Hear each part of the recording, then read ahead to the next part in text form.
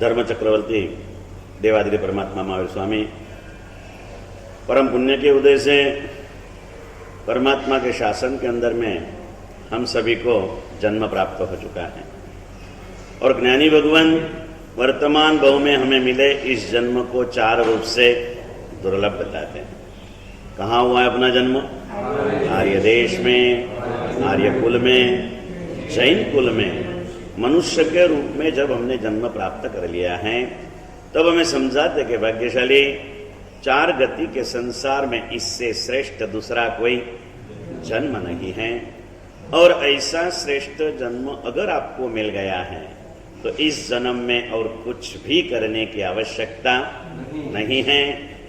एक ही छोटा सा काम आप कर लो और क्या कर लो तो समझाते हैं कि जैसा श्रेष्ठ जन्म मुझे मिला है ऐसे श्रेष्ठ जीवन का अब मुझे निर्माण करना है।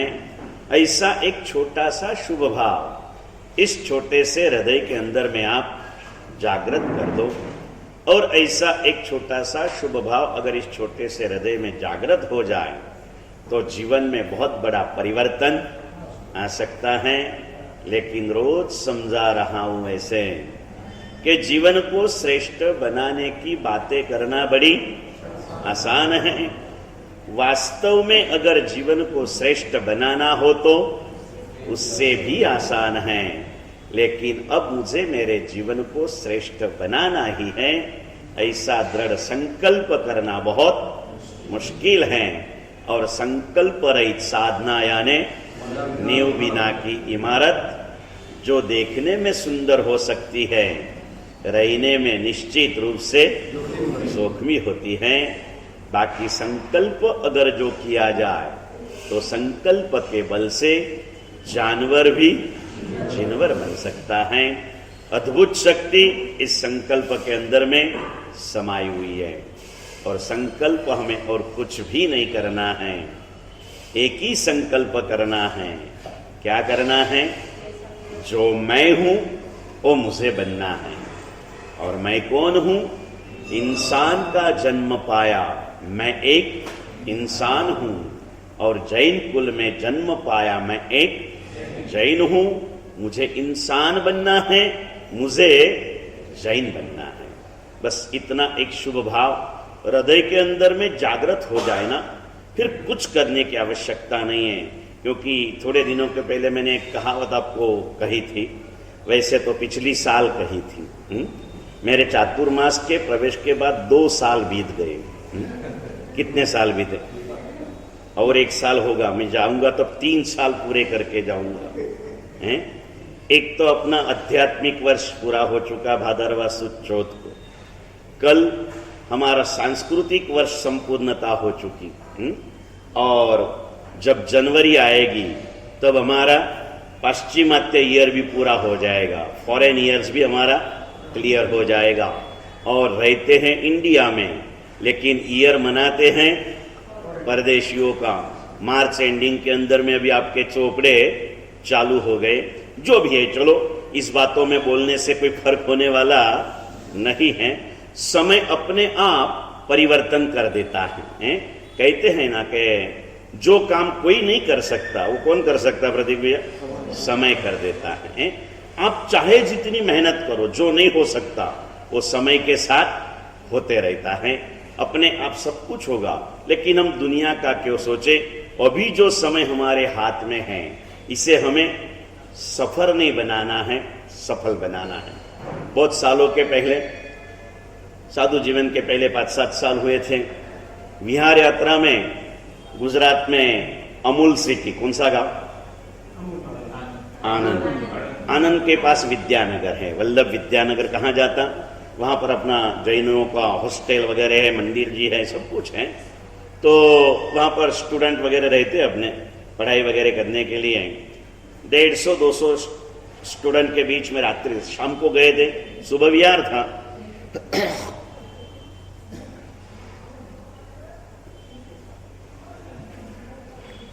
और युवाओं के बीच में प्रवचन करने के लिए गुरुदेव ने कहा, जा दर्शन तू चाहिए। नए साधुओं को ऐसे ही तैयार किया जाता, प्रसंग के ऊपर देते हुए, ऐसे करते हुए। रात को बैठे युवानों के सामने गुरुदेव ने आशीर्वाद देके भेजा और धीरे धीरे धीरे करते करते आदमी जो कोई चीज से तैयार नहीं होता ना, वो अनुभवों से तैयार होते जाता। थोड़ा थोड़ा प्रारंभ होते गया। तब से इस गुरुदेव की कृपा होती गई। अपने को पात्र समझकर उन्होंने बिठाया, पात्रता देकर के बिठाया और आगे बढ़ते चले। उस प्रवचन के अंदर में एक पदार्थ निकला मुकेश भाई। मैंने बोला जीवन में से जो पल निकल जाते ना निर्मल भाई, उसके दो पर्याय होते हैं। बीती पल के दो पर्याय होते हैं। कौन से ललित भाई बताओगे? बीती पल को दो रूप से पुकारा जाता है। नहीं, लेकिन उसको क्या कहते? बीते समय को हम भूतकाल कहते, बराबर। और कुछ कहा जाता है इसको? हाँ बराबर છે। कौन बोलू? निर्मल बे भैया बे जवाब आपी दीदा ने, सरस में जाना। बीते पल को भूतकाल भी कहते हैं और बीते पल को इतिहास भी कहते हैं। हमारी जितनी पले बीती ये भूतकाल में गई या इतिहास में परिवर्तित हो गई। याद रखना, भूतकाल सभी का होता है, वो बनाना नहीं पड़ता, अपने आप बन जाता है। इतिहास किसी का होता है और वो बनाना पड़ता है। हमारा जीवन कैसे बीत रहा है दिनेश भाई? जीवन की हर पल ये भूतकाल बन रही है या इतिहास बन रही है? क्या बन रहा है ललित भाई? चलो ना, बहुत लंबी जिंदगी मत सोचिए। मेरे चातुर्मास प्रवेश को अभी करीब करीब 4 महीने पूरे हो चुके हैं। ये बीते हुए 4 महीने અને ભૂતકાળ કહીશું કે ઇતિહાસ કહીશું મુકેશભાઈ? એટલે એને થયું એ સમયને યાદ કરીએ તો ઇતિહાસ, થયા પછીનો વિચાર કરીએ તો ભૂતકાળ કહેવાય કે ના કહેવાય? રોહિતભાઈ समझायु नहीं? हाँ હવે समझाओ। 130 लोगों ने एक साथ में धर्मचक्र तप किया, पूरा माहौल बन गया है। महाराज साहब आવું तो અહીંયા कहीं થયું જ નથી, इतिहास बन गया। लेकिन तप के पारने के बाद में सब भूतकाल में खो गए। इतिहास ये स्मरण पथ पृष्ठ होता आता है अपने आप के लिए भी, स्मृति कोश के अंदर में, जिसे आज की भाषा में कहिए तो मेमोरी बैंक के अंदर में सेव होना चाहिए। लेकिन हम क्या करते हैं? गेम जैसा करते, आज बना दिया तुरंत डिलीट हो जाता है। मोबाइल चलता ज्यादा ना, तो जो भी हम कर रहे हैं ना अच्छे में अच्छा कर रहे हैं, लेकिन आज भी हम बालक हैं।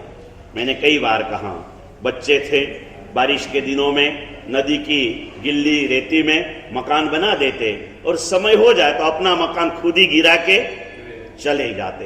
वैसे बस इस थोड़ा सा माहौल मिलता है, थोड़ा कुछ अच्छा सा मकान बना लेते हैं और जैसे समय हो जाए इस मकान को हम अपने आप गिरा देते हैं। संघ के हिसाब से सोचो तो इतिहास हुआ, हम खुद के हिसाब से सोचे, अगर भला करने पर हम भले बने नहीं तो हमने जो किया हम उसे भूल गए तो हम भूतकाल के अंदर में गए हैं। भूतकाल सभी का होता है, और जो अपने किए हुए भले को भूल जाता है उसका भूतकाल होता है, और अपने किए हुए भले संस्कारों को जो जीवन में प्रैक्टिकल रखता है उसके लिए वो इतिहास होता है। और इसीलिए कई बार मैंने भी कहा, बीच में 15 दिन छोटे महाराज के प्रवचन थे, उस दिन उन्होंने भी एक बार वो संदेश आपको रिपीट करके सुनाया था कि भाई दुनिया में आए हो, जी रहे हो, जाना निश्चित है। जवानों नक्की ने मनोज भाई हैं, जवानों नक्की है। कोई आज जाएगा, कोई कल जाएगा, जाना तो પેલું લખ્યું ને, કોઈના બી પ્રાર્થના સભામાં જઈએ ને એટલે એક શાયરની નાનકડી એક પંક્તિ આવે, એમાં લખેલું છે કે જાને કે લીએ તો આયે હૈ સભી યહાં। દુનિયામાં જે પણ આવે શેના માટે આયા ઉત્તમભાઈ? જવા માટે। જાને કે લીએ તો આયે હૈ સભી યહાં, કોઈ ડેરા સુબહ ઉઠા ગયે, કોઈ શામ ઉઠાएंगे। જવાનું તો નિશ્ચિત જ છે, એમાં કાંઈ ફરક નથી પડતો આનો। તમે लाख प्रयास करो, जवानू छे, लेकिन जाने के पहले 2 में से एक काम करते जाओ। दुनिया में आए हो, जीवन मिला है, मानव का जन्म मिला है, और एक काम सिर्फ इंसान कर सकता है और किसी के बस की बात नहीं। और એટલા જ માટે કહેવત છે ને, દેશી કહેવત શું છે રવિન્દ્રભાઈ? કાળા માથાનો માનવી જે ધારે તે, એવું ન લખ્યું કે ઉજળા માથાવાળા દેવો જે ધારે તે કરી શકે। शास्त्रों में देवों की दिव्य शक्ति का वर्णन किया सौरभ भैया। एक छोटा सा देव, इसके जितना, कोई लंबी चौड़ी उनकी हाइट ओरिजिनल में नहीं होती। देवों की हाइट जैसे जैसे ऊपर जाओगे ना, 5वें अनुत्तर देवों की हाइट तो 1.5 फुट की होती है। एक हाथ बोला तो 1.5 फुट, इससे बढ़कर नहीं होती है। ऐसे देव भी, वो तो नीचे आते नहीं, 12वें देवलोक के देवों का आना जाना होता है, उसके ऊपर वाले देव नीचे कभी आते नहीं है। लेकिन ये जो देव होते हैं, कितनी शक्तियां होती है रोहित में उनमें। अगर उनको मन हो जाए कि मुझे मेरू पर्वत को उल्टा कर देना है, हम एक कंकर नहीं उठा सकते हैं। कभी एकाध दिन, कल एक प्रयोग करके देखूं, आदमी के पास कुर्सी रखू ही नहीं है, जो आएगा अपनी अपनी कुर्सी लेके बैठ जाएगा नीचे पेड़ी पे, चालू हो जाएगी। नहीं तो अगर आदमी खड़ा है, अभी तो हेतलबेन ने कूपन देना बंद कर दिया, समझ गए ना, लेकिन उधर खड़ा रहता क्या कहता, ए भैया जरा एक कुर्सी रख के देना। एक कुर्सी उठाने के लिए हम लोग अक्षम हैं। देव को मन हो जाए ना प्रतीक भैया, तो मेरू शिखर के ऊपर जाएगा, एकदम ऊपर के शिखर, हमारी यहां की भाषा में समझाओ, एवरेस्ट शिखर पे जाएगा, और उसको मन हो गया मुझे 1 मिनट के लिए इसको उल्टा कर देना है, और 1 मिनट नहीं लगती। बटन वाली छतरी आती ना दलित भाई, वेचो खाली साड़ी જ વેચો છો ને, સાડી પલડી જાય ન પલડે એના માટેની છત્રી નથી વેચતા, એ કે બીજાને બી ધંધો તો કરવા દેવો પડે ને ભાઈ, બધું હું કરીશ તો કેમ ચાલશે। हाँ, और एक बटन दबाते जैसे छतरी खुल जाती ना, देवों की इतनी शक्ति है पुण्यशाली, उसका मन हो जाए ना तो एवरेस्ट के शिखर को एक ऐसा कर देना, सारा हिमालय उल्टा हो जाए और वो दंड शिखर जो है ना नीचे आ जाए। इतना शारीरिक बल होने पर भी ज्ञानियों ने देव के जन्म को महान नहीं बताया, क्योंकि वो पुद्गल का परावर्तन कर सकता है, पुद्गल की गेम खेल सकता है, लेकिन आत्मशुद्धि और आत्मसिद्धि का अवसर मनुष्य के अलावा और किसी को कभी मिलता नहीं है। और इसीलिए तो 12.5 साल का इतना परिश्रम सहन किया मेरे प्रभु महावीर ने। जाने दो 12.5 साल तो बहुत सहज साधना थी। इस कलिकाल के अंदर में तीर्थंकर के रूप में उभरने के बाद मेरे और आप जैसे जड़ और वक्र जीवों को कुछ तो भी सरलता देने के लिए कितनी जबरदस्त पुण्य चाहिए, शक्ति चाहिए। ये शक्ति प्राप्त करने के लिए आज तक आश्चर्य के रूप में भी नहीं कभी सुना कि कोई तीर्थंकर ने तीर्थंकर नाम कर्म बांधने के लिए 11,80,645 मासक शमन के पार ने मासक शमन किया। या कई लोग बैठे ना, मारा साहेब हवे शत्रुंजय तपनु ना कहता, मारा साहेब जो तमे कीधु धर्मचक्र करी लीधो, तमे कीधु नौपदनी ओळी करी लीधी, तमे कीधु छठ करी लीधो, मारा साहेब हवे बहु થઈ ગયું। તું એ મહાવીરનું સંતાન છે જીવ, એને કે આટલામાં શું થાકી ગયો, કેટલા વર્ષથી ખાવામાં વેડફી નાખ્યા, આ વખતે તને હજી નાનકડો ચોથો તપ મળ્યો અને તપના સંસ્કાર હજી ટકાવી રાખજે। ફાગણવત સાતમથી વર્ષી તપ ચાલુ કરવાનો છે, એમ કઈ થાકીને ચાલવાનો।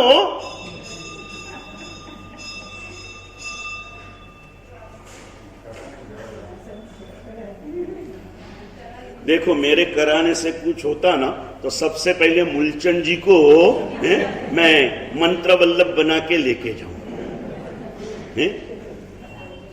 मेरे कराने से कुछ नहीं होता, मेरा धर्म ईमानदारी से निभाना मेरा काम है।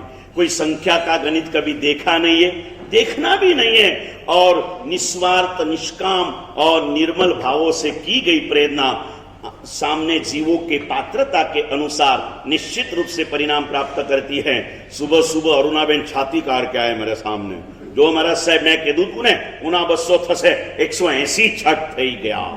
मैं कीधु भाई तमे कीधा एटले थया, मारा कहेवाथी समझा ने भाई। अच्छे का यश किसी को दे सकते हो तो देते रहो, कुछ गड़बड़ हो जाए, अगर वो अपयश लेने में कोई मुश्किल ही नहीं है ना, तो अपने कंधों पर उसकी जिम्मेदारी लेने की तैयारियां रखो, बिल्कुल फिक्र मत करो। यही जीवन जीने का मार्ग है। पूरे शब्दों का ध्यान रखना, कोई भी अपयश मत लेते रहो, लेकिन जहां संभव है अगर ये अपयश मैंने मेरे कंधे पे लिया तो बाकी सब शांति हो जाती है और मुझे कोई मुश्किल ज्यादा होने वाली नहीं है। ऐसे हमारे ग्रुप के अंदर में भी साधु ग्रुप, जब बड़ा ग्रुप रहता ना 10-15 ठाना रहते, कभी कोई छोटे साधु नए साधु से गलती हो गई ना तो बड़े साधु जो रहते ना तो उस गलती को अपने कंधे पे ले लेते। गुरु आते हैं, गुरु कड़क होना चाहिए, गुरु हो या माँ बाप हो, इनको श्रीफल की उपमा दिए। किसकी उपमा भाई? बाहर से जो कठोर होते हैं लेकिन अंदर से कोमल भी होते हैं और मधुर भी होते हैं, तो ठपका देते ना, वे करुआ खबर ना दी वर्दी। तब बड़े साधु कहते, गुरुदेव ए मारा थे गुरुदेव, अगर देखा हो गुरुदेव ने के इसके हाथ से हुआ खोटું કામ બોલે, મેં જોઈ છે એના હાથે થયું કે હા ગુરુદેવ એના હાથે થયું બરાબર છે પણ એ નતા કરવા જતા, મેં કીધું ને કરવા ગયા ને એટલે આવું થઈ ગયું। એમને તો ના જ પાડી હતી, એમને તો ना च पाड़ी थी। करना है, फिर से कहता हूं, करना न करना और आपकी ताकत नहीं है कि आप नहीं कर सको, समझ गए ना? करने की आपकी शक्तियां इतनी खुल चुकी है तनसुख भाई कि आप करनो तो पड़ीस है, समझा गए नहीं? हाँ हाँ, अबे कोई कराओगे, अबे कोई नहीं, पोसम रो एक उपवास करनो ने बस नोमती 14 शत्रुंजय रो तप करनो, बस हमें अत्रोइस करनो, बस मौन एकादशी पहला कोईस नहीं करनो, समझा के नहीं? हाँ, बस मौन एकादशी रो उपवास करो, बस 15 दिन कोईस नहीं करनो, बस पोस 10 रो कोई करनो ठम करनो, वो व्या बस 2 महीना आराम करनो અને પછી દાદારી ધજા ચડાવો કે આના પેલા વર્ષી તપ હે જયકુમાર ભાઈ કયો તપ કરશો હે? જયકુમાર ભાઈ કે મને મોટો કરાવી દેજો, નાનો નાનામાં ના કહેતા, કાંઈ વાંધો નહીં, તમે વર્ષી તપ કરજો, करना है, रुकना नहीं है, रुकना नहीं है। हमारे महाराष्ट्र में हम जब छोटे थे ना, कभी कभी बच्चे थक जाते तो हमें उत्साह देने के लिए हमारे गुरुजी ने मराठी में एक वाक्य पढ़ाया था, आज भी मुझे याद है। जब कभी रुक जाता ना, अचानक पता नहीं धर्मेंद्र भाई वो वाक्य याद आ जाता और मैं वापस चलने लग जाता। बहुत सुंदर सा वाक्य था, थांबला तो संपला है, सांबला तो हाँ, अगर तू रुक गया ना तो तू मर गया समझ लेना है। रुकना और मरना एक दूसरों के पर्याय है।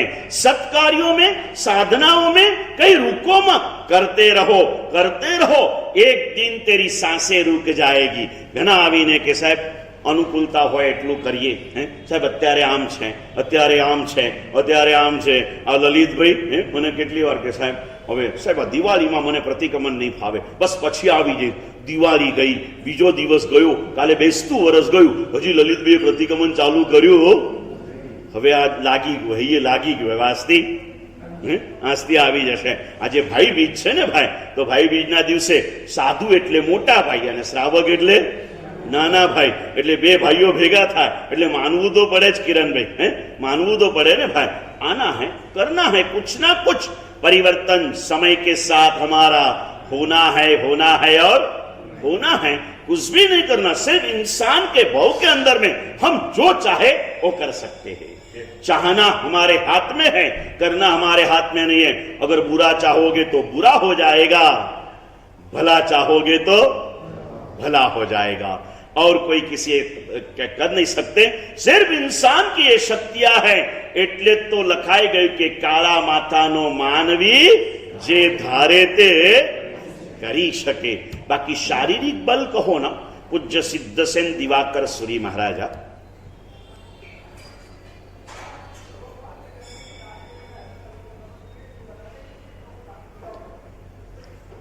नगर के रास्ते से गुजर रहे थे। ये घटना और बप्पा भट्टीसुरी महाराज के नाम से भी इतिहास में आती है। घटना से अधिक उसके जो संदेश है ना, उस पर हमें ध्यान केंद्रित करना है। बप्पा भट्टीसुरी महाराजा ग्वालियर के अंदर में उनका प्रवेश यात्रा चल रही है। वहां के राजा आम जन्म से जैन नहीं थे और उन्होंने इस गुरुदेव की ज्ञान की बातें उनके आगमन के पहले बहुत सारी सुन रखी थी। और एक दिन ऐसे ही नगरचर्या के लिए हाथी पे बैठ के निकले थे और एक ओर से आचार्य भगवान का सामैया चालू था। सामैया, एक छोटा सा सामैया कई लोगों के अंदर में बोधि बीज का निमित्त बन जाता है। इसीलिए हमारे यहाँ स्वागत यात्रा, रथ यात्रा वगैरह की एक परंपरा ज्ञानी भगवंतों ने खड़ी की है, क्योंकि बाह्य प्रभाव देख के इतरों के अंतर में भाव जग जाता है। चल रहा था, अचानक देखा, पूछा तो बोले हाँ आपने जिनकी बातें सुने वो ज्ञानी गौरव हुवंत। आम राजा ने गुरुदेव के ज्ञान की परीक्षा करने का सोचा। उसने हाथ नहीं जोड़े, मन से नमस्कार किया और उन्होंने मन ही मन सोचा कि मेरा नमस्कार मैंने उनको किया है हृदय से, ये इन्होंने समझ गए तो ज्ञानी, नहीं समझे तो अज्ञानी नहीं, लेकिन कहते हैं इतने ज्ञानी नहीं, समझे ना। जो ज्ञानी नहीं कहे जाते उसे अज्ञानी मत कहिए, समझ गया ना। अल्प ज्ञानी होते हैं, अज्ञानी तो एकदम निम्न कक्षा आ गई, वहां तक हमें जाना नहीं है। पुण्यशाली देखा, मन से नमस्कार किए। आचार्य भगवान सहज नजर ऊपर गई, हाथी पर बैठे राजा को देखा। और आज की भाषा में कहूं ना रोहित भी, तो आचार्य भगवान फेस रीडिंग करने वाले थे। क्या करने वाले? मुख की रेखाओं से अंतर के भाव प्रकट होते हैं। और आचार्य भगवान ने धर्म लाभ दिए। क्या दिया सौरभ भैया? धर्म लाभ दिए। राजा रुक गए, हाथी रोका, बराबर आसपास में आके खड़े थे। राजा नीचे उतरे, उन्होंने कहा गुरुदेव आपने मुझे आशीर्वाद क्यों दिए? बोले मैंने तो सुना है कि जैन साधु कभी निष्फल प्रवृत्ति करते नहीं है, मेरा आपका कोई परिचय नहीं है, तो आपने मुझे आशीर्वाद क्यों दिए? तो गुरुदेव ने कहा भाई हमारा धर्म यह भी है कि जो हमें नमस्कार करे उससे हमें आशीर्वाद देना चाहिए। तो उसने कहा गुरुदेव मैंने तो आपको नमस्कार भी नहीं किया, न हाथ जोड़ा न मस्तक झुकाया, कुछ भी नहीं किया। बोले तूने हाथ से नहीं किया, मस्तक से नहीं किया, तूने दिल से मुझे नमस्कार किया, ये मेरे ख्याल में आ गया और इसीलिए मैंने तुझे। राजा इंप्रेस हो गया। फर्स्ट इंप्रेशन क्या बोले? फर्स्ट इंप्रेशन लास्ट नहीं, बेस्ट इंप्रेशन। तुमको बस पूरा ही करना है, अच्छा करो, पूरा मत करो, समझ गए ना पुण्यशाली? पूरा मत करना, जो करना क्या करना? अच्छा करना। और अच्छा करने वाला कभी रुकता नहीं, और पूरा हो गया मानने वाला कभी आगे बढ़ता नहीं। हमारा हार्दिक भैया मान लीधું તો હવે બધું પૂરું થઈ ગયું, પણ પાછું ભલું કરવાનો ભાવ જાગ્યો ને તો વગર ઈચ્છાએ પણ છઠ કરી લીધો। પછી મને મેં પૂછ્યું ખરેખર કર્યો? એ કે ગુરુ તમારી આજ્ઞામાં ના ક્યાંથી પડાય? એટલે મેં કીધું કાંઈ વાંધો નહીં, હવે પૂનમ આવે એટલી વાર છે। जिस दिन जो होता है वो कहा जाता है ना।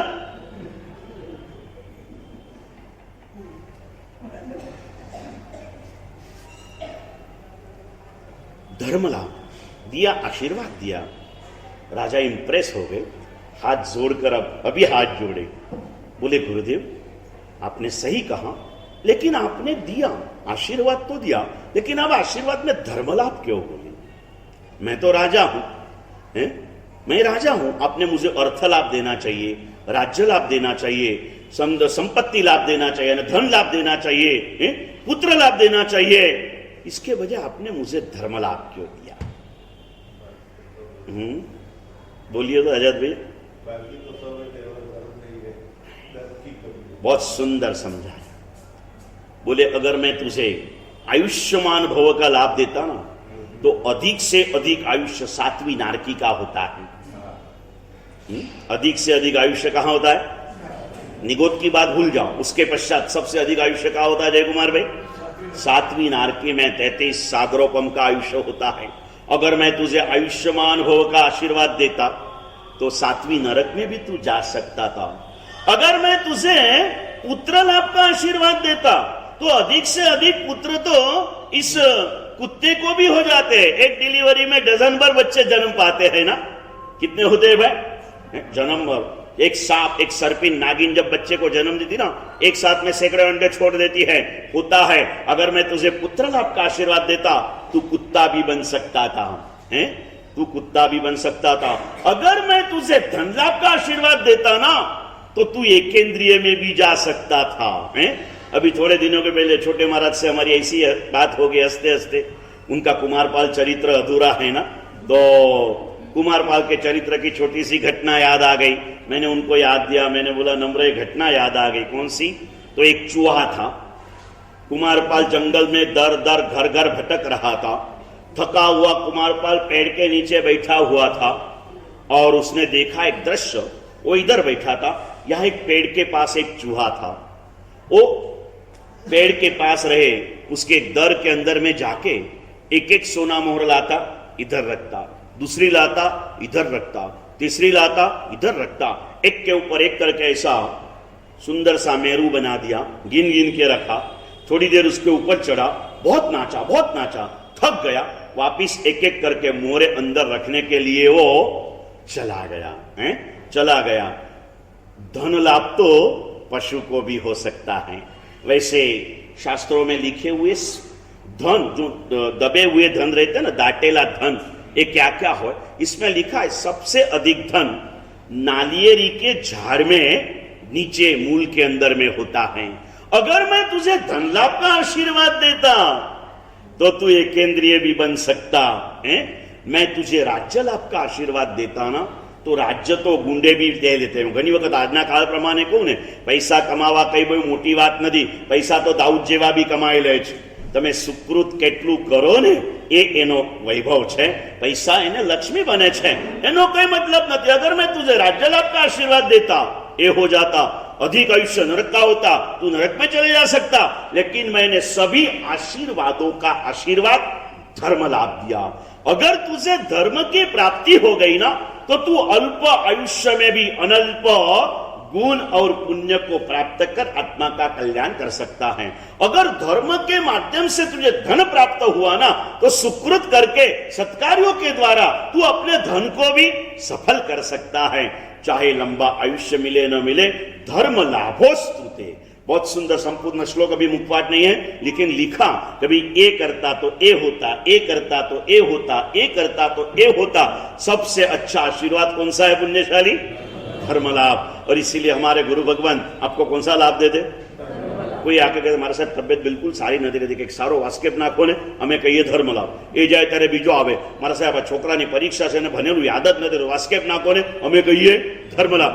પછી લલિતભાઈ આવીને કે મારા સાહેબ આ દિવાળી બહુ સારું ગઈ પણ હવે અઠવાડિયાથી ધંધો જ નથી થતો, મારા સાહેબ એક ધંધો સારો ચાલે, આશીર્વાદ દો ને, અમે કહીએ। ऐसी कई बातें आपको बताओ रविंद्र भाई। कई लोग आते हैं श्रद्धा के साथ और हमारे पास आए ना, याद रखना, बीमारी छोटी हो या बड़ी हो, डॉक्टर के पास जाना चाहिए। हजाम के पास जाके बीमारी नहीं मिटती। माथानो दुखाવો तो हजाम पास जवाय कि ना जवाय? અને પગનો દુખાવો તો ચમાર પાસે જવાય, ના જવાય? દુખાવો થાય ને તો જ્યાં જવાતું હોય ત્યાં જવાય। એટલે જીવનમાં કોઈ પણ સમસ્યા ઊભી થાય ને એટલે જો ન સુલझे ને તો સદગુરુ પાસે જવાય। પછી તમને એવું કહેવા વાળા મળશે, તારા ધંધા માટે ગુરુ પાસે જાય છે, તારા છોકરાનું ઠેકાણું નથી પડતું એટલે ગુરુ પાસે જાય છે, જવાતું હશે ત્યાં જ જવાય।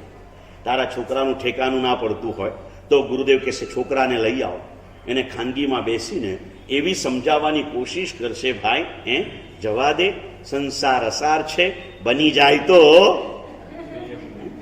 એને આપશે, નથી। યાદ રાખો, આટલું કહેવાથી જો સાધુ બની જતા હોત ને તો કેટલાય અત્યાર સુધીમાં साधु बनी गया हो। कदाच बनी जाए कि श्रावको करता साधुनी संख्या होत ने भाई, एवं नहीं बनतुं, पण एने सन्मार्गे चढ़ावशे। तू तारा गुरु पासे भले छोकराना लग्न नथी थता माटे पण तू लई जईश ने तो गुरु एने कई लग्न करवानी प्रेरणा नहीं आपे, एने सन्मार्गनी संस्कृतिनी वातो करशे, एने समजावशे। अने जो दोस्त कदाच समय पहला कोई काम थतुं नथी अने समय थाय एटले काम थया वगर રહેતું નથી, એટલે ચિંતા ના કરતો દોસ્ત, બધું થશે, પણ આટલું કર। પછી ગુરુ એને શું કહેશે? ભાઈ એક કામ કર, જ્યારે અમારી પાસે કોઈ બી આવે એટલે અમે એને કહીએ સૌથી પહેલા યાદ રાખજે કે સંસારમાં કોઈ પણ સુખ પુણ્ય વગર મળતું નથી। जब यहाँ से गया था ना पहली बार और अंतरिक्ष जी के आगे छोटे छोटे गांवों में रात्रि के प्रवचन होते थे, विशेष रूप में लोनार में हुए थे। हमारे भाइयों को, विशेष रूप से युवाओं को दिन में आने का समय नहीं ऐसा कहा जाता, बाकी समय तो बहुत होता है। समय को समझने की समझदारी नहीं होती है ना, इसीलिए कहते हैं कि भाई मेरे पास समय नहीं है।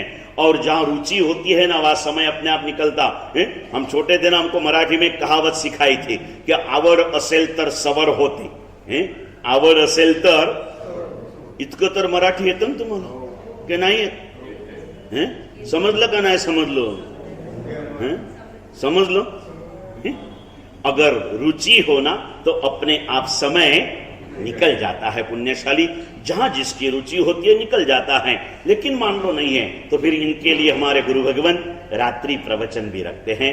फिर से कहता हूं पुण्यशाली, हमारे आंगन में आते हुए गुरु भगवंतों का लाभ उठाने में बिल्कुल प्रमाद मत कीजिए।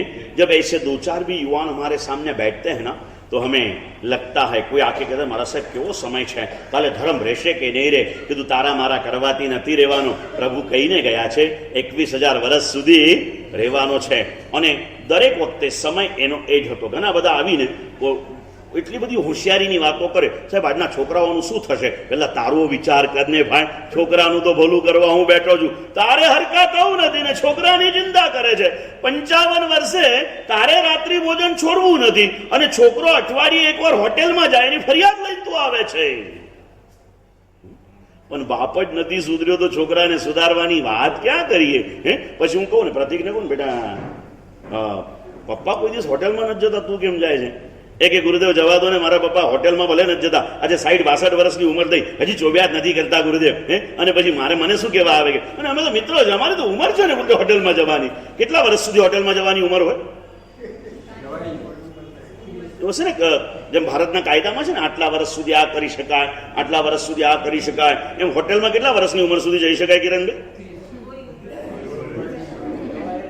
કોઈ ઉંમર જ નથી હોતી ને, ગમે ત્યારે જતા જ રહેવાનું। क्यों पछता नहीं खाया हुआ क्या? तो होटल का खाना पछता नहीं, इसलिए क्या बोलते? जाना नहीं। होटल के भोजन का टेस्ट क्या रहता? क्या पता है आपको क्या टेस्ट रहता? आज की बनाई हुई ग्रेवी 10-10 दिन तक डीप फ्रीजर में रहती, कल निकाल के वापिस वो कर दी जाती, और जितने दिन ज्यादा जाते ना उसमें उतने कीड़े ज्यादा पैदा होते, और फिर गर्म करके वो कीड़े जब जल जाते ना, उनका टेस्ट उसके अंदर में। और तू प्योर जैन फूड के नाम से, वेज फूड के नाम से ऐसे हजारों कीड़ों से बनी हुई ग्रेवी को तू बड़े प्यार से खा रहा है। मेरी सामायिक प्रतिक्रमण करने वाली माँ भी घर के अंदर में ओवन में ब्रेड बना के बाजार का श्वास लाके अपने बेटे को कहती, बेटा चिंता न कर, आ तो अपना खास जैनનું જ બનાયેલું છે। और जैनનો बनाયેલો श्वास के गम्मे ते होय, श्वास की तो बात क्या करे मेरे माँ। आज छाना हुआ मटके का पानी सुबह तूने छान लिया, रात को 12 बजे के बाद अनछाना बन जाता है। ये समझने वाली तू बाजार में मिलने वाले टमाटर के सॉस को भक्ष्य मानकर क्यों चला रही है? समझने की बात है। इसका कारण एक ही है, मैं अपने इंसानियत को भूल चुका हूं, मैं अपने जैनत्व को खो चुका हूं। क्या भूल गया हूं मैं इंसान हूं, ये भूल चुका हूं। खा खा जे મળે જ્યારે મળે ખાખા કરે। આહાર સંજ્ઞાની પ્રબળતા એ પશુપનાની નિશાની છે, અને ભક્ષા ભક્ષનો વિવેક ભૂલવો એ અજૈનપનાની નિશાની છે। और इसीलिए मैंने भोजन के हिसाब से आपको 4 प्रकार के जीवों की बात बताई थी, याद?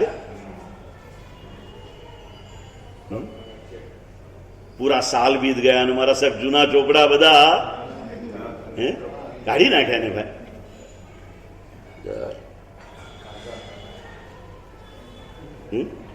बहुत लोग कहते हैं मारे शू करिए, पर कहीं न ज मळे त्यारे शू करिए, लाइट न मळे तो शू करिए।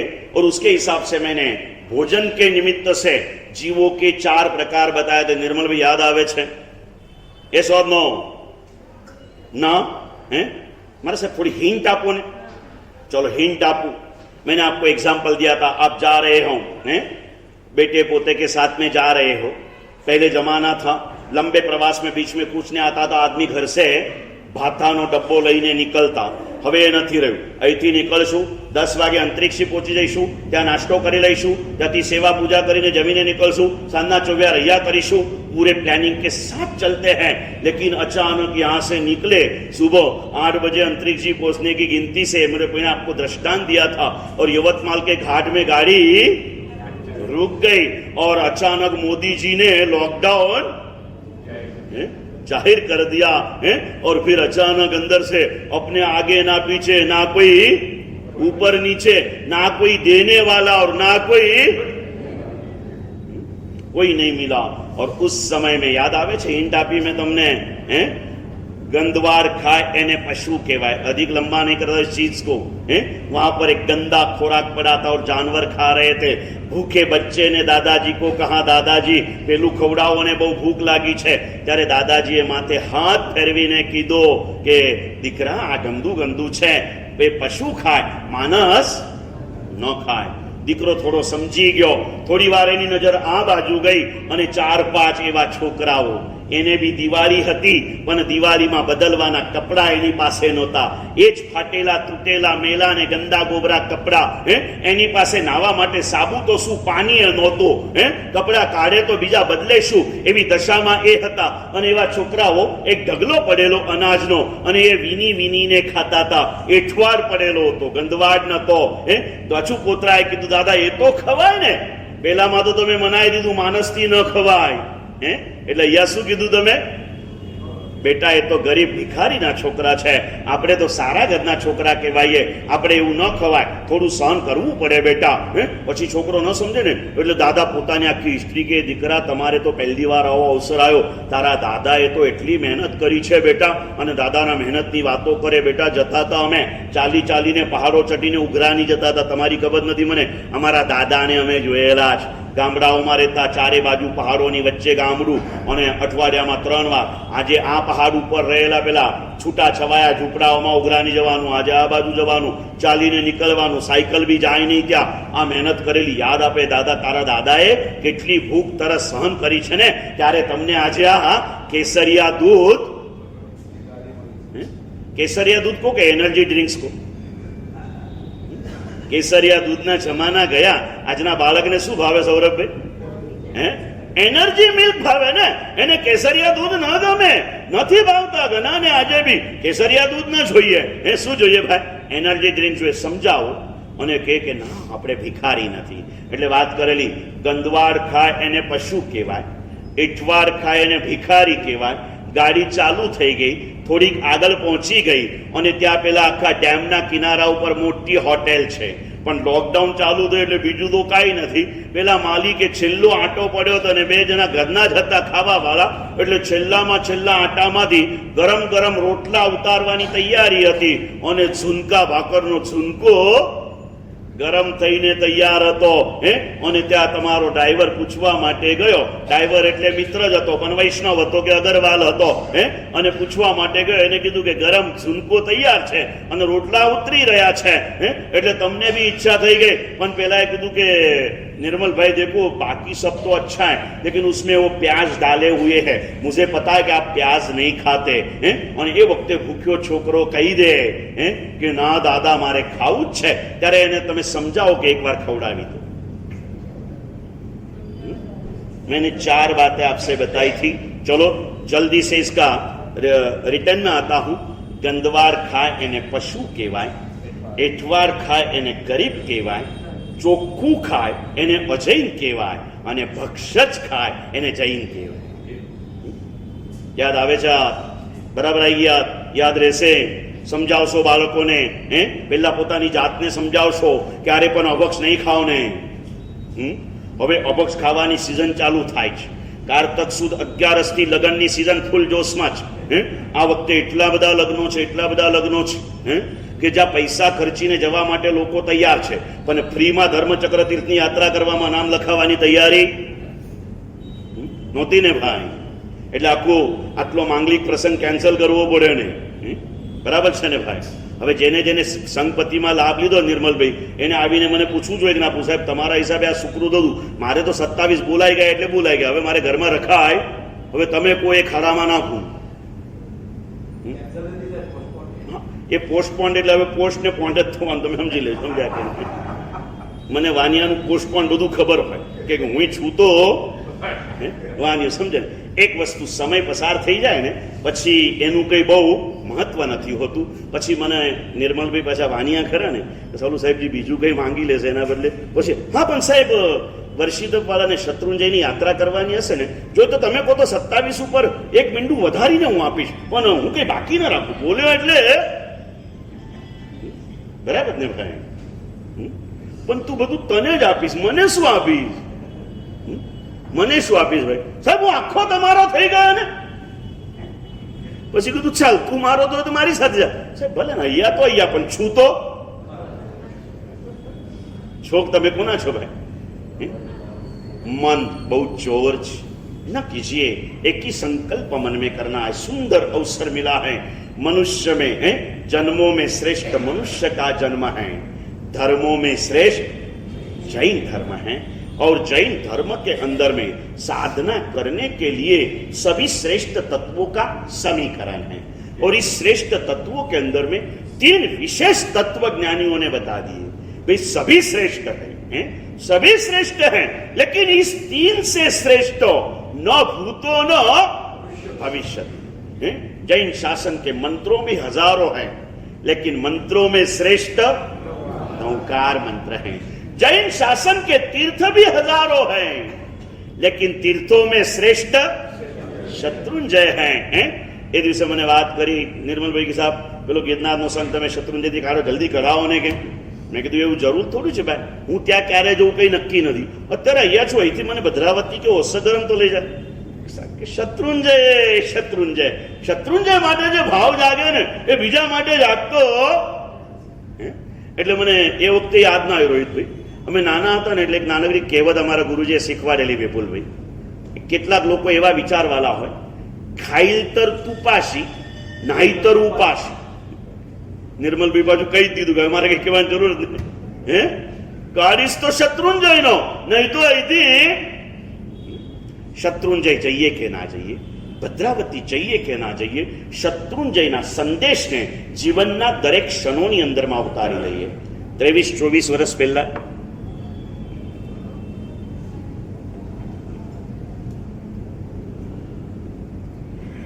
ગુજરાત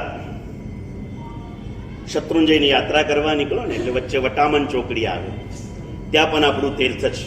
આપણા ગુરુદેવના પ્રેરણાથી જ માર્ગદર્શનથી બનેલું તીર્થ સુરી પ્રેમ ભુવનબાનું ધર્મધામ એનું નામ છે. ત્યાં અમે લોકો પ્રતિષ્ઠા મહોત્સવ માટે રોકાયેલા હતા, અને મુંબઈનો એક આખો સંઘ 200-250 લોકો યાત્રા કરવા માટે શત્રુંજય તરફ જતા હતા. બરોડા રેલવેમાં ઉતર્યા, ત્યાંથી બસ કરીને નીકળેલા, અને રસ્તામાં ત્યાં ચોવ્યાર કરવા માટે આવ્યા. થોડોક સમય હતો એટલે એના જે વ્યવસ્થાપકો હતા યુવાનો, એ કે ગુરુદેવ કંઈક હિત શિક્ષા આપો. ગુરુદેવ થોડા થાકેલા હતા, અને મેં કીધું એમ નાના સાધુઓને તૈયાર કરવા માટે આવા પ્રસંગોમાં આગળ કરવાના હોય. ગુરુદેવ મને કે જા દર્શન આ લોકોને સમજાવી દે. અચાનક જ કીધેલું, 22-23 વર્ષ પહેલાની વાત છે. પછી તો આપણે કાલે બી કંઈ જ્ઞાની નતા ને આજે કંઈ બહુ જ્ઞાની થયા નથી. પણ પેલા મહારાષ્ટ્રમાં એક કહેવત છે ને કે વાસરા મધે લંગડી ગાય શાહાની, સમજ્યા કે નહીં ભાઈ? અને એની ગુજરાતી કહેવત શું આઝાદભાઈ? ગુજરાતી કહેવત શું?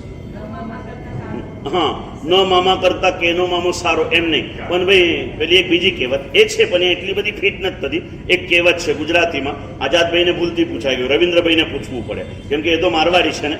હા સમજ્યા ને ભાઈ? એટલે આઝાદભાઈ કે બરાબર છે, રવિન્દ્રભાઈને પૂછો. પણ બહુ સરસ મજાની કહેવત, મરાઠીની કહેવત છે, વાસરા મધે લંગડી ગાય છાની. એટલે બધા નાના નાના વાછરડા હોય ને તો એમાં વચ્ચે લંગડી ગાય હોય ને તો પણ ડાહી કહેવામાં આવે, બરાબર છે? એમ ગુજરાતીમાં કહેવત છે, ઉજ્જડ ગામમાં એરંડો પ્રધાન. ઉજ્જડ ગામનો બસ એવી અમારી આજે પણ છે ને, તમારી વચ્ચે ડાયા દેખાઈએ છે. કેમ કે અમે બધી ગાંડાઓની સભા બેઠી છે માટે, સમજ્યા ને ભાઈ? એટલે ગાંડાને અલગ અર્થમાં ના લેતા. જે તમારી પાસે વ્યવહારિક જ્ઞાન કદાચ ઘણું બધું છે, પણ વાસ્તવિક જ્ઞાન તમારી પાસે નથી. પૈસો કમાવવો જોઈએ અને શ્રીમંત થવું જોઈએ એ જ્ઞાન તમારી પાસે છે, પણ પૈસો કમાવતી વખતે નીતિ રાખવી જોઈએ અને કમાયેલા પૈસાથી ભક્તિ કરવી જોઈએ. આ વાતને તમે લોકોએ હજી બરાબર યાદ કર્યું નથી, સમજ્યા ને ભાઈ? એને સ્થાપન કહેવાય, એને સમજદારી કહેવાય. प्राप्त हुई शक्तियों का सदुपयोग, शक्तियां तो किसी को भी मिल जाती है पुण्यशाली, ये कोई बहुत बड़ी बात नहीं है. शक्तियों का सदुपयोग ये सद्बुद्धि का लक्षण है. મને ગુરુદેવે કીધું બેસાડ્યા, મેં કીધું શું કહીશું? પણ મેં કાયમ કીધું કે જ્યારે બી બેસું ને તમે જો મારા માથે આવો. પેલા વ્યાખ્યાન તો હતું તો ત્યાં એ હતા, વ્યાખ્યાન અહીંયા આવ્યું તો અહીંયા આવી ગયું, બરાબર છે? માથે ગુરુ છે, હૈયે પ્રભુ છે, અને નજરમાં 25મો તીર્થંકર શ્રી સંઘ છે. હું નથી કહેતો, શ્રોતાઓ કે પુણ્ય સે વક્તા કા ક્ષયોક્ષમ પ્રગટ હોતા હૈ. તમે બધા પુણ્યશાળી શ્રોતાઓ છો ને, એટલે એનામાંથી ક્યાંક ને ક્યાંક નવા નવા સ્વાધ્યાય માટેના ભાવો અંદરમાં પ્રગટતા હોય છે. અચાનક જ મને ગુરુદેવે કીધું અને उस समय मैंने जो कहा था शत्रुंजय की यात्रा जब करोगे तब करोगे, शत्रुंजय का छोटा सा तप तो इस बार कर ही लेंगे। समझ गए ना पुण्यशाली? करना है, नहीं भी करो हमारा प्यार यही रहेगा, लेकिन हमारा तुम्हारा प्यार इतना बन चुका है कि आप आखिरी समय तक हमें ना कह सकते हो, लेकिन समय आने पर आप स्वयं रुक सकते हैं। धर्मचक्र में 130, छठ में 180, એટલે આમાં તો મારે 280 પકડીને ચાલવાના કે નહીં ચાલવાના? અને પકડવામાં વાંધો જ શું છે? સમજ્યા કે નહીં? પછી તો જે થાય એમાં હસતા રહેવાનું। બિલકુલ જિંદગીમાં ક્યારે પણ હિંમત હારવાની। જો ડર ગયા सो मर गया, कभी ने हारने का। એ બેઠા મને, મેં કીધું જો શત્રુંજયનો મહિમા સાંભળીને શત્રુંજયની યાત્રા કરવા નીકળી પડ્યા છો। શત્રુંજય की महिमा क्या है भाई? 14 लोकમાં, ત્રણે લોકમાં, 14 રાજલોકમાં, ત્રણે કાળમાં આના જેવું કોઈ તીર્થ નથી। એ સમૂહ તીર્થ ન કોઈ, એ આના જેવું કોઈ તીર્થ નથી। આ શત્રુંજયનો મહિમા છે ને, એટલે શત્રુંજયના મહિમાને સાંભળી અને કર્મક્ષયની ભાવનાથી, પુણ્ય પ્રાપ્તિની ભાવનાથી તમે સૌ જો નીકળ્યા છો। लेकिन शत्रुंजय की महिमा का लाभ उसे ही मिलता है जो शत्रुंजय के संदेश को अपने यात्रा के समय में कम से कम ध्यान रखता है। અને યાત્રા શબ્દનો અર્થ શું? યાત્રા શબ્દ का अर्थ क्या? બહુ મજાના। એ યાત્રા શબ્દ સંસ્કૃતના બે ધાતુ છે હાર્દિકભાઈ, યા અને ત્રા, બંને સ્પેશિયલ ધાતુ છે। એ બે ધાતુ ભેગા કરી ત્યારે યાત્રા થઈ। યા એટલે જવું, યા એટલે શું કહેવાય?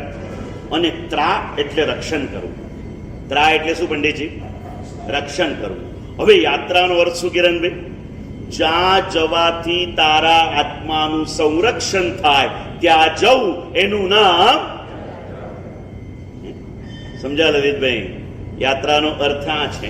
મેં કીધું યાત્રાનો આ અર્થ ધ્યાનમાં રાખજો। અને શત્રુંજયનો સંદેશ જો બોલો તો રોહિતભાઈ, શત્રુંજયના સંઘ કેટલા કાઢ્યા નિર્મલભાઈ? 2-3 થઈ ગયા? એ થઈ ગયા। અને પાછા આમ અનુમોદના થાય કે શત્રુંજયના શિખર ઉપર સંઘપતિ તરીકે ધજા ચડાવવાનો લાભ પણ એક ઐતિહાસિક રૂપે લઈ લીધો ને। એવી ધજા ચડાઈ આયા, પણ શત્રુંજયનો સંદેશ શું એ કદાચ હજી સુધી ધ્યાનમાં આવ્યો? शत्रुंजय संदेश में तमने कितनी बार कीधु कि आर्य संस्कृति का हर शब्द अपने अर्थ को अपने आप में लेकर के बैठा है।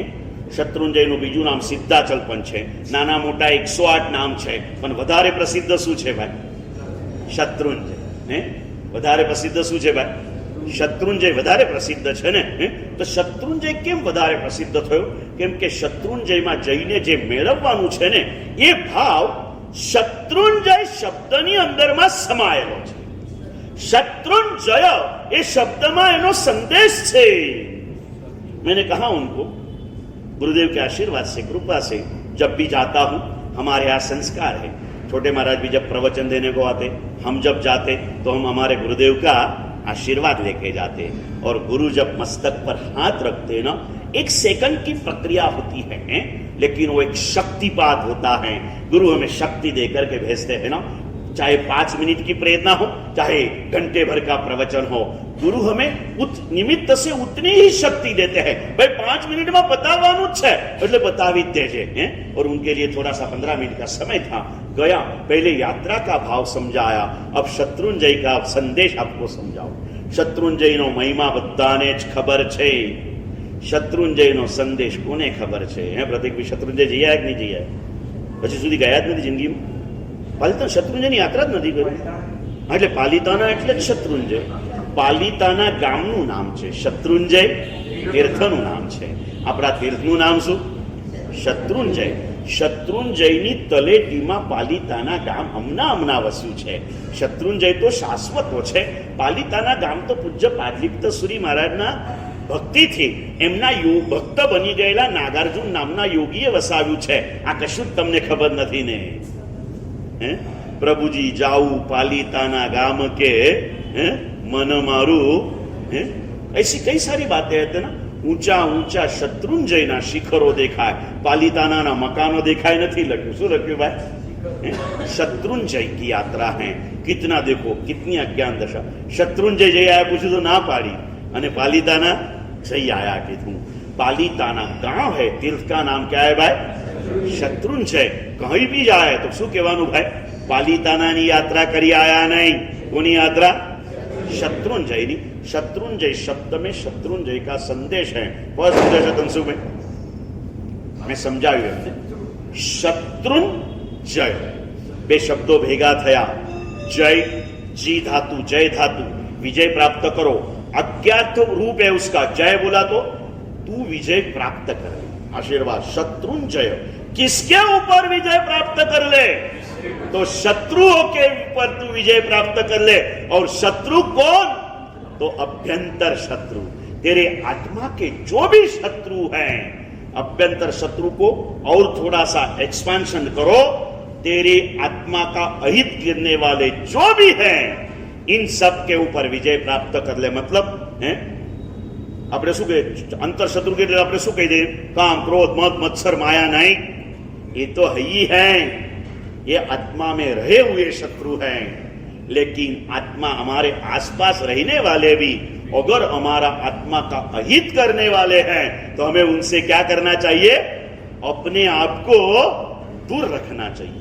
उनसे द्वेष नहीं करना है, लेकिन अपने आप को उनसे दूर करना है। वो हमसे दूर नहीं जाएंगे। बुरे तत्व, अशुभ तत्व जो है ना, उनको तो हमारी बुराई करनी ही है। हम उनको कहेंगे ना आप चले जाओ, तो नहीं जाएंगे।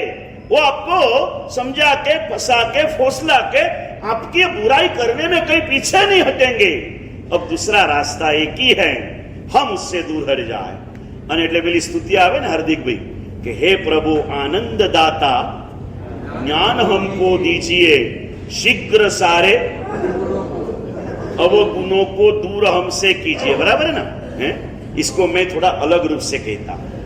शीघ्र सारे अवगुणों को दूर हमसे कीजिए नहीं, भगवान अवगुणों को हमसे दूर करने की बात नहीं करता हूं। शीघ्र सारे अवगुणों से दूर हमको कीजिए। से को इधर ले दिया। भगवान अवगुण तो मुझसे दूर नहीं जाएंगे, तू एक काम कर ले, मुझे अवगुणों से है? और सच कहो, एक गंदे नाले के पास बालक जा रहा हो और मां ने देख लिया, तो मां नाला हटाने का काम करेगी या बालक को उठा के चली जाएगी? ये हमारे जो भी दुर्गुण है ना, गंदे नाले जैसे हैं, उसे हटाने की कोशिश मत करो, उससे अपने आप को दूर हटा दो। सुंदर सा ये माहौल है। आज ये 2 दिन के अंदर में मुझे कई लोगों ने कह दिया कि मेरा से 2 दिन तो वेकेशन रखो ना, है 2 दिन। तो मैंने कहा देखो भाई, मैं वेकेशन नहीं रखूंगा, क्योंकि ललित भाई का तो और मेरा थोड़ा स्वभाव है कि अभी आके प्रतीक ने कहा कि गुरुदेव मारा पप्पा ने समझाओ ने, आटली दिवाળી છે, બેસતું વર્ષ છે, કોઈ દુકાન રવિવાર છે, કોઈ દુકાન ખોલવા। એટલે મને આમ થયું, એને કીધું તમારું માને છે તો મારા પપ્પાને સમજાવી દેજો। પણ મેં કીધું પહેલા હું તો સમજુ। 2 દિવસ વેકેશન હું બંધ નથી રાખતો, તો મારો વાસ્કેપ લેવા વાળો એની દુકાન ક્યાંથી બંધ રાખશે? समझने वाले को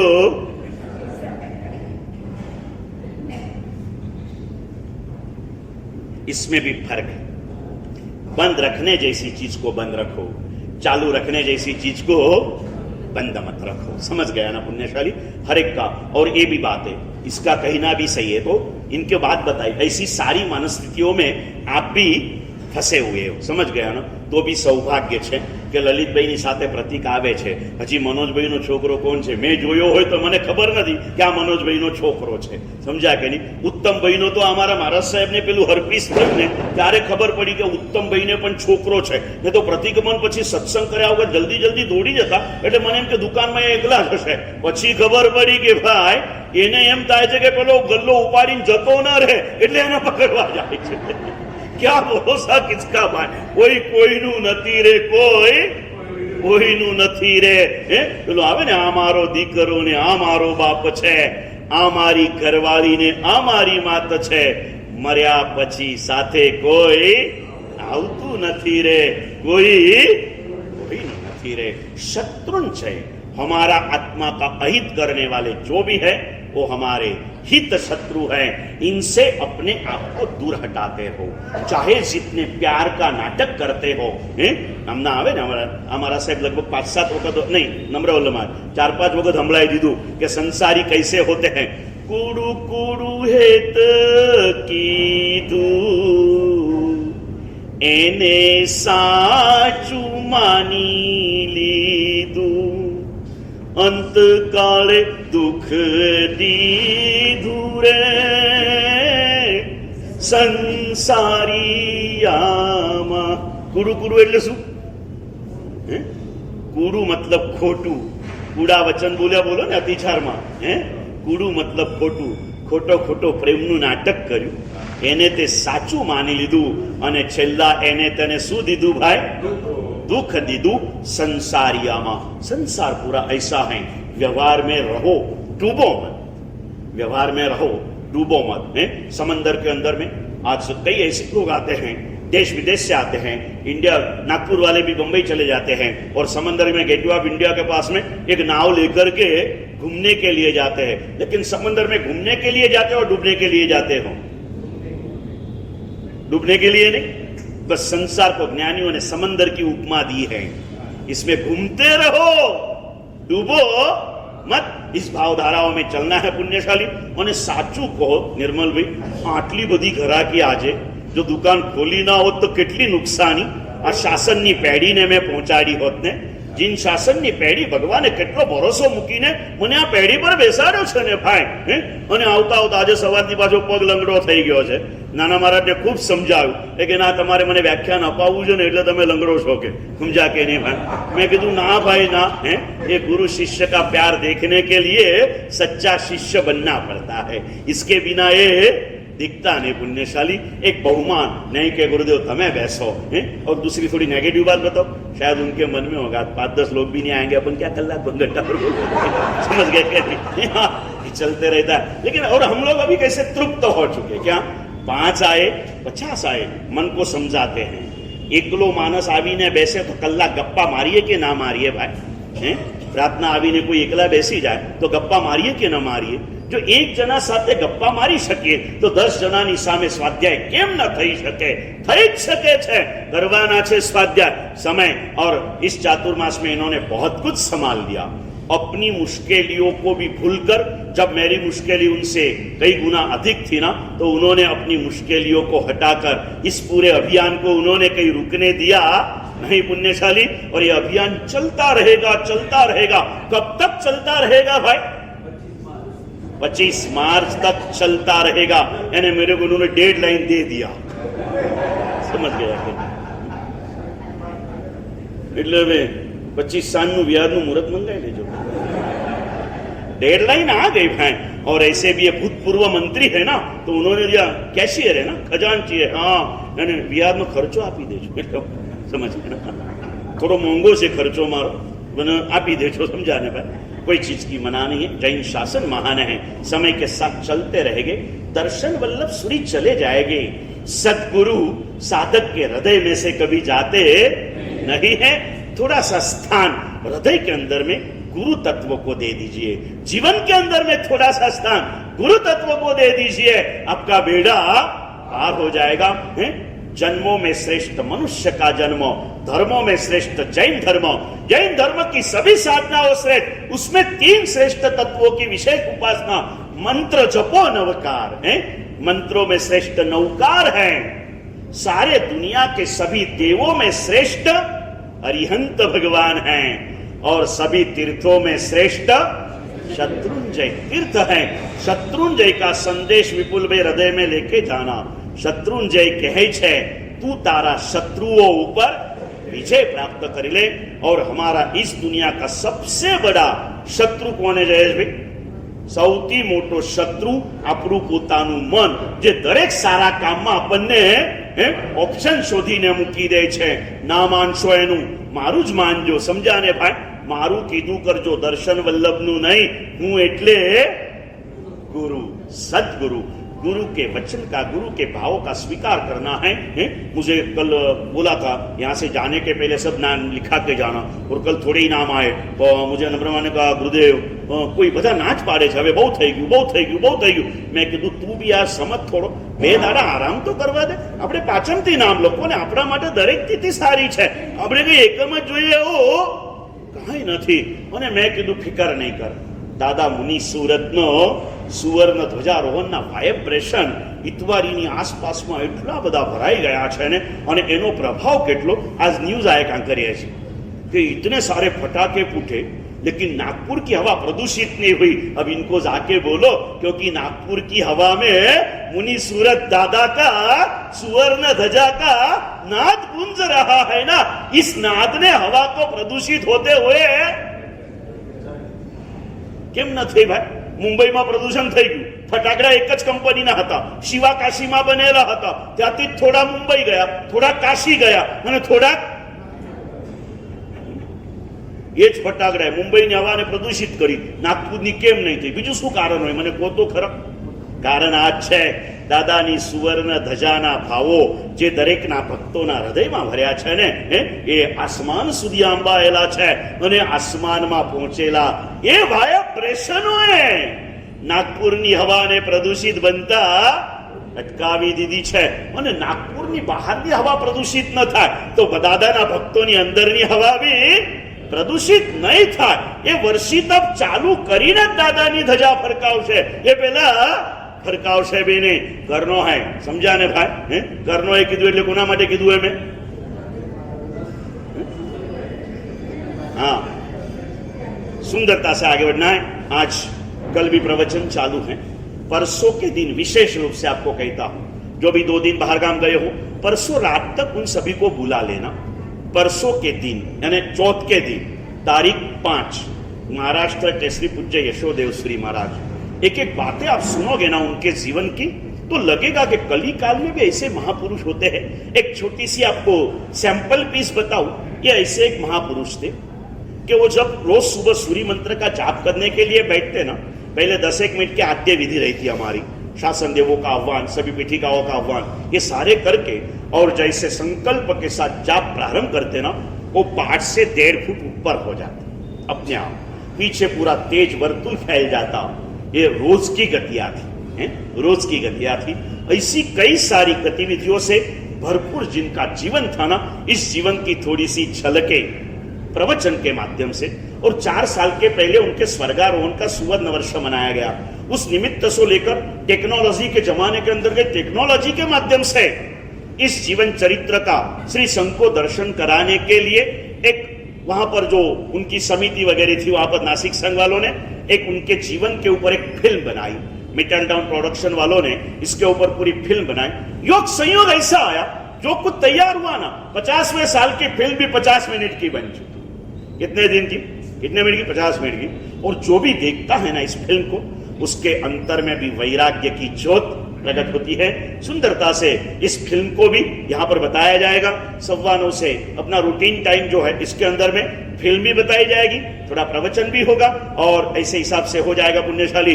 तो आप जरूर से पधारना, इस गुरुदेव की गरिमा को सुन लेना है पुण्यशाली. और इस साधनाओं के अंदर में हमें तत्पर बनना है और ये करना है. और फिर से एक कह दूं पुण्यशाली, आज नहीं तो कल आप शत्रुंजय तप निश्चित करने वाले हो, तो जब नाम लिखा हो तब तो आप नाम आज लिखा हो, नाम आप 9 तारीख को लिखा हो. कितने गुप्त तपस्वी भी रहते हैं, पारने के अगले दिन नाम लिखाते हैं, जब जान जाते हैं कि भी अभी प्रभावना के लिए नाम तो हाँ लिखाना ही पड़ेगा, तो लिखा लेते हैं सुंदरता से. लेकिन आज नाम लिखा हो, आपकी भावधारा आज से क्रिएटिव होगी. કોઈ પણ યાત્રાનો પ્લાન બનાવવાનો હશે, ક્યાંક બહાર જવું હશે ને, તો મન પ્રિપેર હશે કે ના, આ 5 દિવસ મારે કશું કરવાનું નથી, મારે શત્રુંજય તપ કરવાનું છે. જવું જ પડે એવું હશે ને, તો ગુરુદેવ મારે 2 દાડા જવું પડે એવું છે, તો શત્રુંજય તપ થાય?